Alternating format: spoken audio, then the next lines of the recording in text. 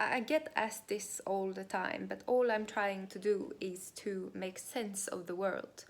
And to make sense of the world and to categorize knowledge into a understandable set of digestible pieces. This is all I'm trying to do in my day-to-day activities as a scholar, as a mathematician, is to simply describe what I'm seeing, to describe the natural environment around me in terms of the mathematical language.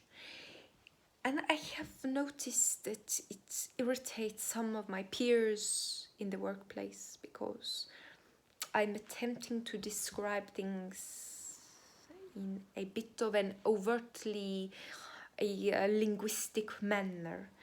And I know that this is irritating to them because despite the fact that we mathematicians think of the world as being describable by mathematics, and that the mathematics is a human created language, even though we agree on this in theory, not many people would like to use mathematics in a literary manner.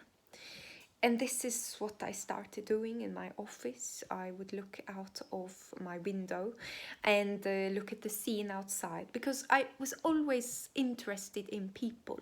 And this might be attributed to the stereotype of being a woman, that despite being a mathematician, I am still interested in people and looking at people's faces and relationships.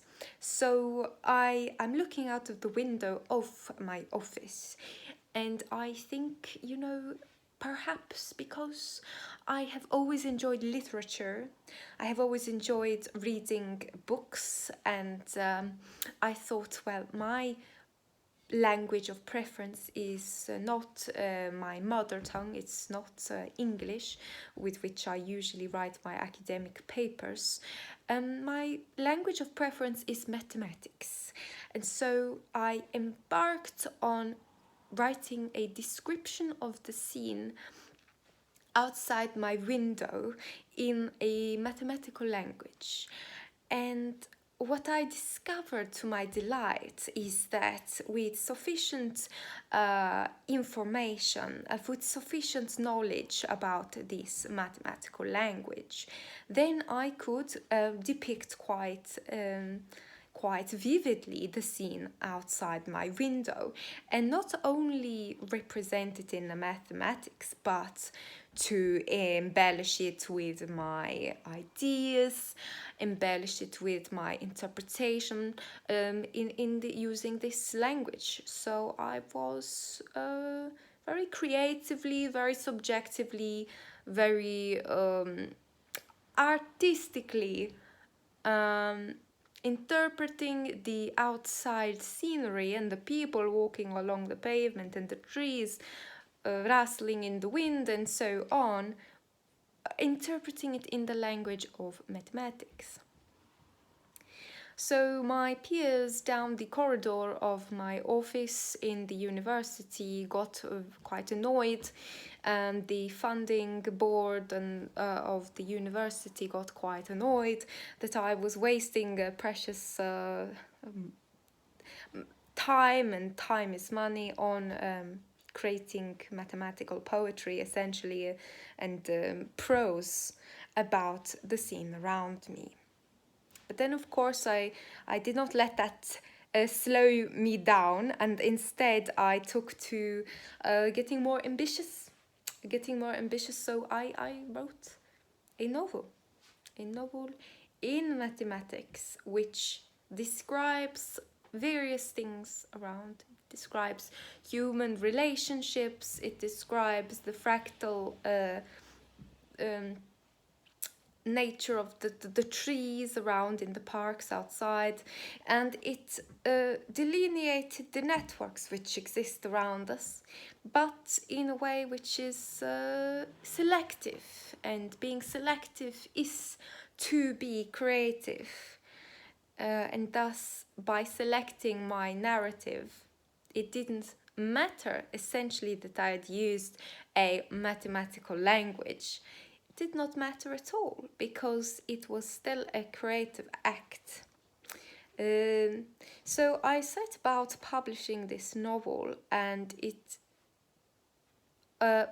you'd be surprised that my novel idea about human relationships written in a mathematical language was quite popular, was quite intriguing to the publishers, to various agents.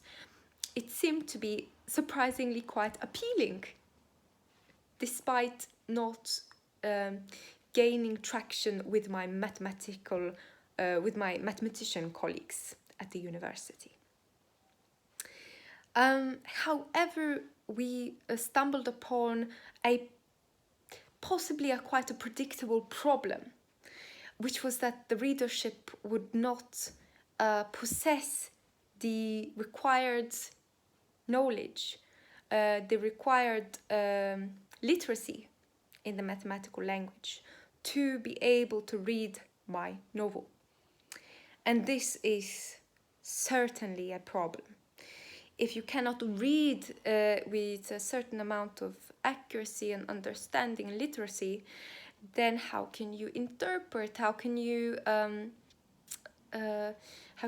appreciate the artistic the meanderings and the thoughtfulness and the subversion of the mathematical language, which I was playing at in the mathematical novel? So essentially, because there was enough conceptual interest on the side of the publishers, we had to open schools. We had to open schools with classes in reading mathematical literature. So today I find myself to be the chair of that school. And so whoever enrolls in this class can then graduate with the ability to read my novel.